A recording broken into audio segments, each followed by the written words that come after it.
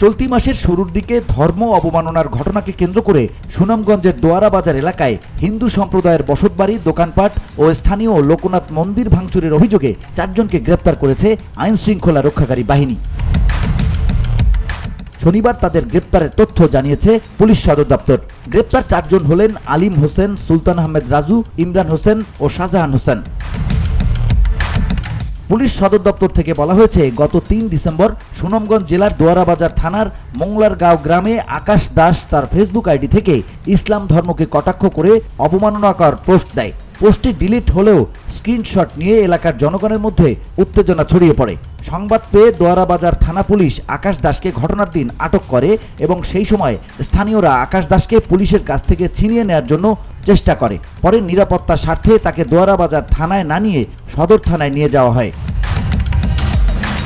পুলিশের পক্ষ থেকে জানানো হয়, ওই দিন জনতা হিন্দু সম্প্রদায়ের বসতবাড়ি, দোকানপাট ও স্থানীয় লোকনাথ মন্দির ভাঙচুর ও ক্ষতি সাধন করে। জেলার এসপি, ডিসি, সেনাবাহিনী এবং পুলিশের উপস্থিতিতে পরিস্থিতি নিয়ন্ত্রণে আসে।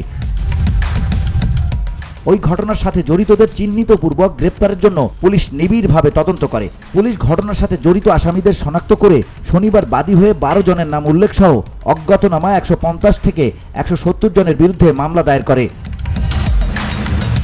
VOD Bangla news desk.